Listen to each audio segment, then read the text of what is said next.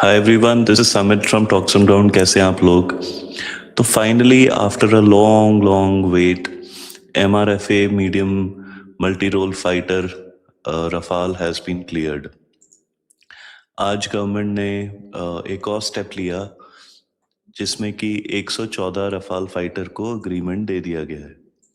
इससे पहले फरवरी में ही एक और स्टेप था जो कि ले लिया गया था, और उसके साथ साथ और भी कई डिसीजंस लिए हैं डीए डिफेंस एक्विजिशन काउंसिल ने राजनाथ सिंह जी के चेयरमैनशिप में, जिससे कि 3.6 लाख करोड़ के वेपनरी को अप्रूव करा गया है और उनको एक्सेप्टेंस ऑफ नेसेसिटी दी है। और उसमें इंक्लूड है रफाल, कुछ missiles, airship based high altitude pseudo satellites. और इस सब से हमारा एक काफ़ी जो गैप्स हैं इंडियन आर्म फोर्सेस में, वो काफ़ी हद तक ख़त्म हो जाएंगे वो गैप्स। आपको पता ही है, इंडिया ने करीब 36 रफाल लिए थे 2016 में, और इन रफाल के ऊपर बहुत सारा कंट्रोवर्सी हुआ है ऑपरेशन सिंदूर के दौरान। और इससे पहले कि हम आगे जाएं, हमें ये डिस्कस करना चाहिए कि ये जो अप्रूवल हुआ है ये अच्छी बात है, इसमें क्या प्रॉब्लम हो सकती है और इसका आगे जाके क्या एक इम्पैक्ट होगा। सबसे पहले आप ये देखिए कि अभी कुछ ही दिन पहले हमारा इंडिया यूएस का ट्रेड डील की बात हो रही है। अभी उसके टर्म्स ऑफ एग्रीमेंट एग्री हो गए हैं, और इसके साथ साथ करीब आई थिंक 1 महीने बाद उसका फाइनल वर्जन भी आ जाएगा ट्रेड डील का।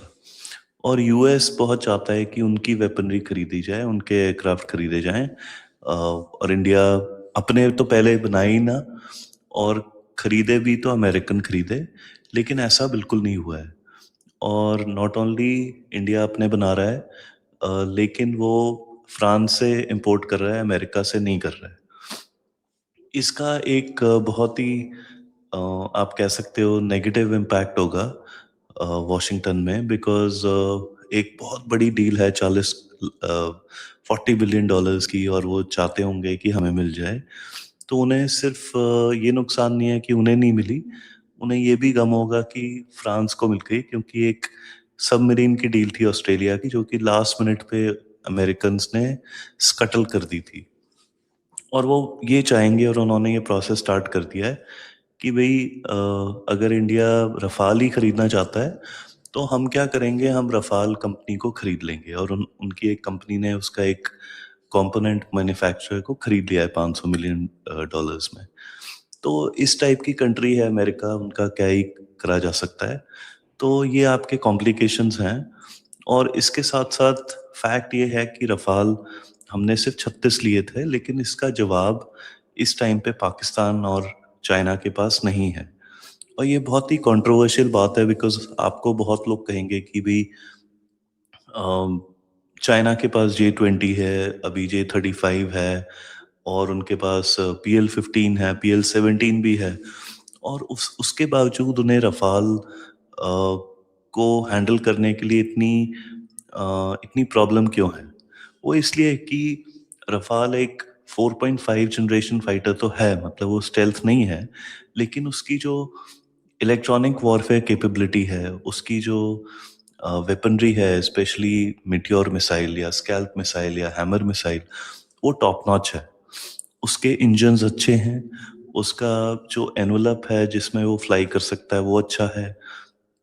तो एक बहुत ही फर्स्ट क्लास प्लेन है, थोड़ा महंगा है, F-35 से कंपैरिजन में कम है, लेकिन इंडिया की ज़रूरतों के लिए काफ़ी अच्छा है। और इसकी जो कैपेबिलिटीज़ हैं, मेरे ख्याल से अभी तक इंडिया ने उसको पूरी तरीके से यूटिलाइज नहीं करा है, बिकॉज इंडिया के लिए एक नया प्लेन है, and pilots take time to get used to a platform कि उसके बिल्कुल एज पे जाके उसको ऑपरेट करें। तो ये कोई नई बात नहीं है। सुखोई भी आया था जब Su-30, उसके साथ जो आप अब कर पा रहे हो वो शायद 2005 में नहीं कर पा रहे थे जब वो एक नया प्लेन था।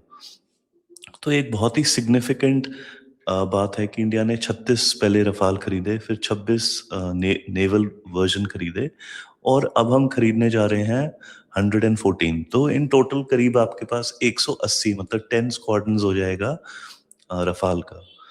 अब अगर ये हमारा अपना जो प्लेन है तेजस, अगर तेजस का इतना बुरा हाल ना होता इंजन्स की वजह से, तो हो सकता है हमें इतना सारे स्क्वाड्रन्स ना खरीदने पड़ते। लेकिन अनफॉर्चुनेटली हमारा जो तेजस है वो सिर्फ लेट नहीं है, वो बहुत लेट है और वो आएगा नहीं आएगा वो भी बहुत एक आप कह सकते हो एक क्वेश्चन मार्क है। और इस क्वेश्चन मार्क को अभी तक इंडियन एयरफोर्स आंसर नहीं कर पाई है। तो ये जो रफ़ाल की डील है ये फार रीचिंग है और इस फार रीचिंग डिसीजन के लिए आई थिंक गवर्नमेंट को हमें कांग्रेचुलेट करना पड़ेगा। और ये बात भी है कि हमारा जो तेजस है उसको गवर्नमेंट ने तो पुश करा है, बट एचएएल अभी भी पुश कर रहा है कि भी एयरफोर्स उनका जो करंट लेवल ऑफ इंटीग्रेशन है उसी पे एक्सेप्ट कर ले। अब कोई भी एयरफोर्स स्पेशली इंडियन एयरफोर्स ऐसा सब स्टैंडर्ड प्रोडक्ट क्यों एक्सेप्ट करेगी? एंड मैं समझा देता हूँ मैं क्या कह रहा हूँ। एचएएल को तेजस मार्क 1A इंडियन एयरफोर्स को डिलीवर करना है। अब एचएएल ये कह रहा है कि भी आप हमने 90% काम कर दिया है, आप इनको 5 प्लेन को एक्सेप्ट कर लो। ऑब्वियसली जी ने इंजन्स नहीं दिए थे फॉर जियोपॉलिटिकल रीजंस, ऑब्वियसली कहा जाता है सप्लाई चेन इश्यूज हैं, व्हाटएवर बी द ट्रूथ। अब जो एयरफोर्स है वो कह रही है पहले तो आप लेट आओ। अब एचएएल ने सप्लाई करना है ना, अब जी तो उनका सप्लायर है, तो उससे इंडियन एयरफोर्स क्या कर सकती है उसके बारे में? ये तो एचएएल का लुकआउट है। It is HAL who has to arrange something. और उसके बाद आप 5 प्लेन दे रहे हो, जो कि आप 6-7 महीने से कह रहे हो, अभी हम 10 देने वाले हैं, 15 देने वाले हैं।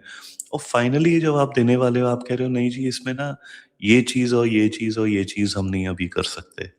ये आपको ना जब हम 10वां प्लेन देंगे तब कर देंगे और फिर इनको अपडेट कर देंगे, इनको अपग्रेड कर लेंगे। तो ये एचएएल के साथ बहुत ही प्रॉब्लम है और इसीलिए उनको एमका से बाहर रखा गया है। अभी मैंने किसी पॉडकास्ट पे सुना कि भई वहाँ पे क्या करा जाता है कि सारे डिलीवरीज़ को लास्ट क्वार्टर में करा जाता है, ओवरटाइम इससे मिल जाता है उन लोगों को लेट-लेट काम करके, तो वो लोग सब कुछ प्रिपेयर करके रख लेते हैं।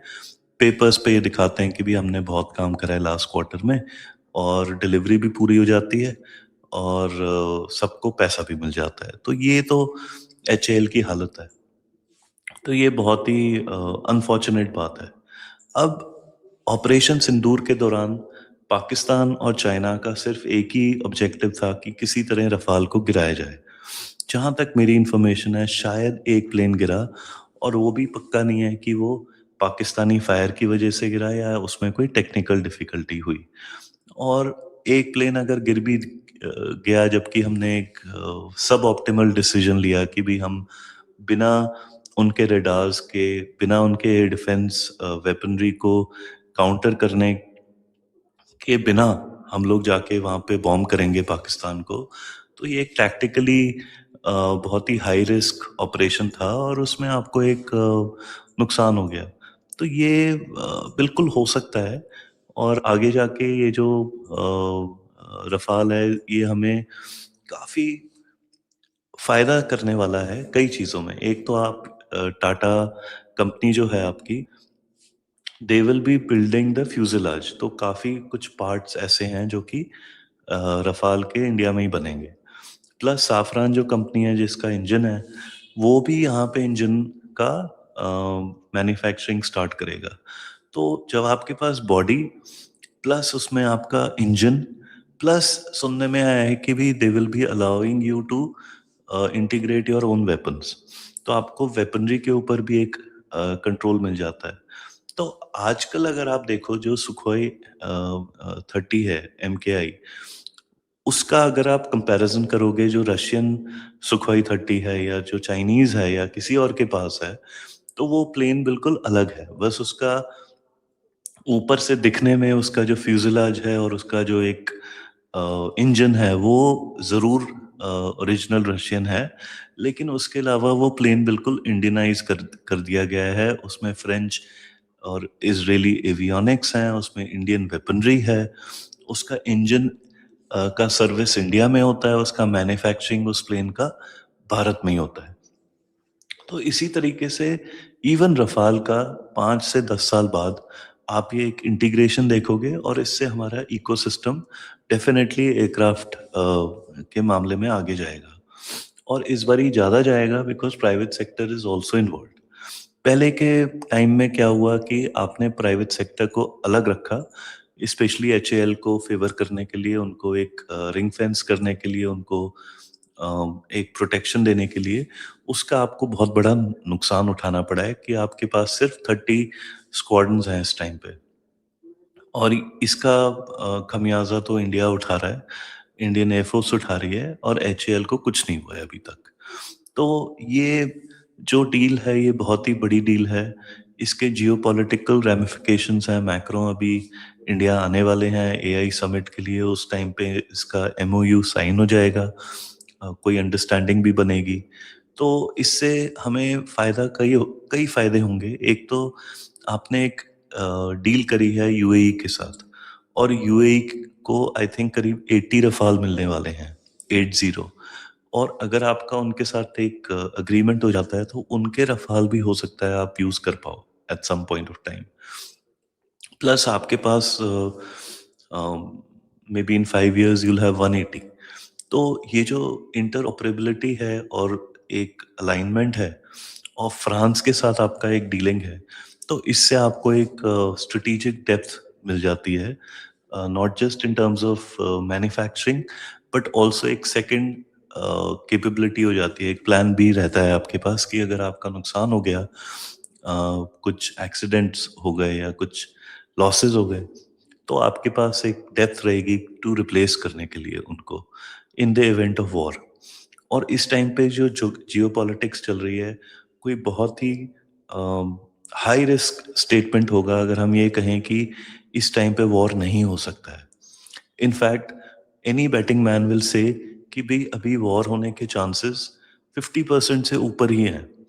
तो इस साल नहीं तो नेक्स्ट ईयर नहीं तो नेक्स्ट ईयर 2030 तक अगर वॉर नहीं होता है तो वो सरप्राइज होगा। तो ऐसे सिनेरियो में आप डेफिनेटली चाहोगे कि नॉट ओनली आपके पास नए प्लेटफॉर्म्स आ रहे हैं, बट ऐसा भी कि भी अगर कोई इवेंचुअलिटी आ जाती है आप कुछ ले सकते हो किसी और से, चाहे वो फ्रांस हो चाहे यूएई हो, और रफाल एक कॉमन प्लेटफॉर्म बन जाता है। जहाँ तक तेजस की बात है, मेरे को लगता है कि अगर इस साल इंडिया को 2 स्क्वाड्रन्स तो नहीं 1 स्क्वाड्रन भी मिल जाता है, तो उसका इंडिया को फ़ायदा होगा। क्योंकि इंजन्स अगर डील हो जाती है तो डेफ़िनेटली इंजन्स आना चालू हो जाएँगे और अमेरिका को ये पता लग चुका है कि हमने उनका प्लेन नहीं खरीदना है।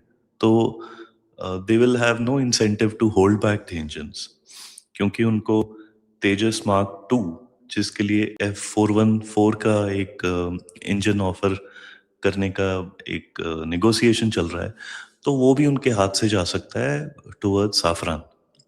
तो उन ये जो डील साइनिंग है मेरे हिसाब से कम 1 डेढ़ साल पहले हो जाती तो अच्छा रहता, बिकॉज़ अमेरिका को क्लियर एक डिसीजन दिख जाता कि भी इंडिया नहीं लेने वाला है।